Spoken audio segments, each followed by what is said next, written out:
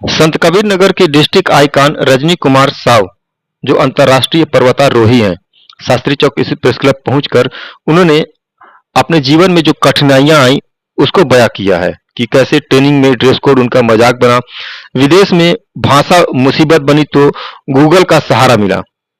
सुनिए संत कबीर नगर के ग्राम कर्मा उमरिया बाजार की रहने वाली, प्रदेश की अकेली और भारत की पहली नर्स महिला अंतर्राष्ट्रीय पर्वतारोही रजनी साव की कहानी।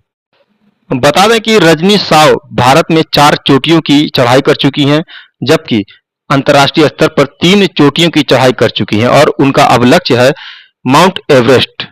प्रेस वार्ता के माध्यम से अपने पूरे अनुभव को उन्होंने साझा किया है। आइए सुनते हैं रजनी साव को।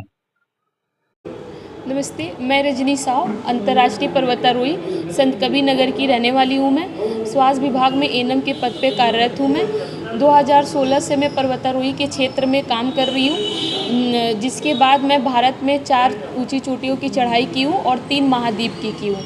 मेरा लक्ष्य है कि 7 महाद्वीप चोटियों की चढ़ाई करना। अच्छा, एक महिला के तौर पे इस तरह की उपलब्धि आपने हासिल की है, क्या मतलब परिवार का सपोर्ट रहा, कब से इसकी शुरुआत की? मेरे परिवार का सपोर्ट बहुत ही अच्छा रहा है, खास करके मेरी मम्मी का और मेरे सबसे छोटे वाले भाई का, और बाकी तो सब लोग बाहर रहते हैं और पढ़ाई भी करते हैं, अपना बिजनेस भी करते हैं।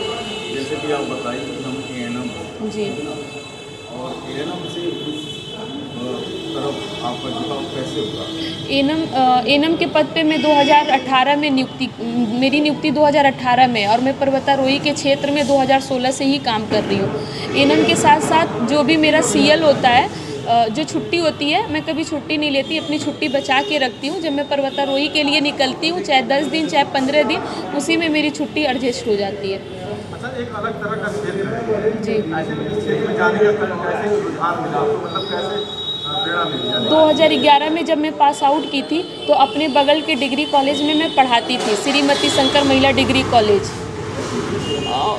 पढ़ाने के साथ साथ उसमें एक सिलेबस आया था बछेंद्री पाल मैडम का, जो किताब में नीचे बछेंद्री पाल मैडम का पूरा सारांश दिया था, जिसमें लिखा था ये भारत की प्रथम भारतीय महिला हैं जो दुनिया की सबसे ऊंची चोटी पे चढ़ाई हासिल की है। तब से मुझे प्रेरणा मिला कि मुझे भी पर्वतारोही के क्षेत्र में काम करना चाहिए। कहाँ पे चढ़ाई की है? विदेशों की बात करें। विदेशों की बात, सबसे पहले मैं दक्षिण अफ्रीका की सबसे ऊंची चोटी माउंट किलिमंजारो की चढ़ाई की हूँ। उसके बाद यूरोप महाद्वीप की सबसे ऊंची चोटी माउंट एल्ब्रूज की चढ़ाई की हूँ।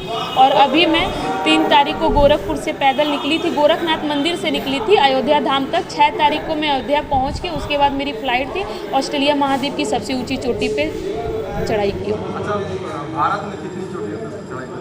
भारत में मैं अभी तक 4 ऊंची चोटियों पे चढ़ाई की हूँ। एक हनुमान टिब्बा पे की हूँ मैं, जो हिमाचल प्रदेश से चढ़ाई शुरू होता है। कोई साल पहला था? जी नहीं, सीतीधार सबसे पहले मैं सीतीधार अटल बिहारी इंस्टीट्यूट से मैं माउंटेनिंग कोर्स के लिए गई थी। उस दौरान मैं सीतीधार पे सबसे पहले चढ़ाई की थी, जिसमें मुझे A ग्रेड हासिल हुआ था। उसके बाद मैं हनुमान टिब्बा पे गई थी, फिर टेबल टॉप पे गई थी और माउंट यूनम पे गई थी। मैं 26 जनवरी को उत्तर प्रदेश से अकेले 100 फीट का झंडा मैं उस पर लहरा के आई थी। सफर आगे बढ़ता गया इसी तरह? जी, सफल आगे बढ़ता गया। बीच बीच में मुझे सबका सहयोग मिला तो मैं महाद्वीप की भी चढ़ाई की। थीम क्या थी? मेरा थीम ये है कि अगर सबका सहयोग रहा तो 2025 में मैं विश्व की सबसे ऊंची चोटी पे चढ़ाई हासिल करूंगी। महिलाओं को कोई मैसेज देना चाहिए? महिलाओं के लिए, लड़कियों के लिए, महिलाओं और लड़कियों के लिए यही मैसेज दूंगी कि माता पिता भी जो अपने बच्चियों के बारे में सोचते हैं या आगे नहीं जाने देते हैं, जिनका जाने देते हैं उनके लिए बहुत अच्छी बात है, जिनको नहीं जाने देते हैं तो उसमें उनकी कोई गलती नहीं होती है। जिस तरीके से माहौल बना हुआ है तो हर माता पिता को अपने बेटियों के लिए फिक्र रहता है जो रहता है, लेकिन आप अपने से अपने माँ बाप का विश्वास ना तोड़ें। अच्छा, आज माहौल की बात है, आजकल का माहौल सोशल मीडिया में रील बनाने का है। जी, बहुत सी ऐसी लड़कियां हैं, बहू बेटी हैं, रील बना के जो फेमस होती हैं, फिर वीडियो बनाती हैं। ऐसे देखिए, लोगों की अब जो रील बना रही हैं उनके लिए, उनकी सोच को तो हम बदल नहीं सकते हैं, लेकिन उनसे यही रिक्वेस्ट है कि रील बनाना कोई बुरी बात नहीं है, आप रील बनाइए, लेकिन बहुत ऐसी चीज़ है जिस पे आप जागरूकता के लिए रील बना सकती है। जैसे अगर शुद्ध हिंदी में बताया जाए तो पीरियड के बारे में आप बना सकती हैं, भक्ति गाने में बना सकती हैं। जो बच्चियां अनाथ हैं, नहीं पढ़ाई लिखाई कर रही हैं, आप उनको फ्री में रील बना के पढ़ा भी सकती हैं, किसी भी सब्जेक्ट को लेके। स्पोर्ट के बारे में भी बता सकती हैं आप।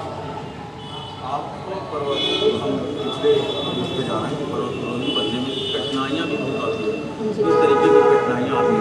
2016 में जब मैं सबसे पहले अटल बिहारी वाजपेयी पे गई थी, अभी भी वो इंस्टीट्यूट में मेरा वीडियो पड़ा हुआ है कि मुझे वहाँ पे मजाक का, ये कोई कहानी नहीं है, असली है। वहाँ के इंस्टीट्यूट के जो इंस्पेक्टर हैं, जैसे यहाँ पे टीचर होते हैं, वहाँ पे इंस्पेक्टर कहते हैं उनको।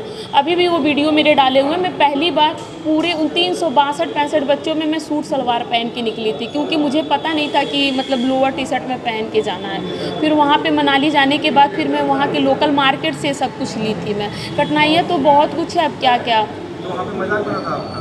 क्या चीज़? वहाँ पर मजाक बना था सूट सलवार हाँ, वहाँ पे यूपी मतलब मैं बाहर गई तब मुझे समझ में आया कि बिहार और उत्तर प्रदेश को एक साथ जोड़ा जाता है। इससे पहले मैं नहीं जान रही थी। मतलब ड्रेस कोड इस तरीके से चाहिए कि हाँ, ड्रेस ड्रेस कोड नहीं था। मैं सूट सलवार में ही गई थी। यही एक परेशानी आती है और कोई परेशानी भी आती है? जो परेशानी वो थोड़ी सी, मेरी इंग्लिश भी वीक है। मैं क्योंकि यूपी बोर्ड से ही सब सारी पढ़ाई की हूँ, है तो मेरा एमए कंप्लीट है, लेकिन सब मेरा यूपी बोर्ड से ही है, तो इंग्लिश भी वीक है, तो उसमें भी थोड़ी सी प्रॉब्लम होती है। लेकिन हाँ, गूगल का सहारा है कि ट्रांसलेट हो जाता है। रसिया में तो इंग्लिश भी नहीं चलती है, लेकिन उसके लिए भी मतलब उसी का सहारा, और बाकी जो टीम थे वो सारे सपोर्ट कर रहे थे।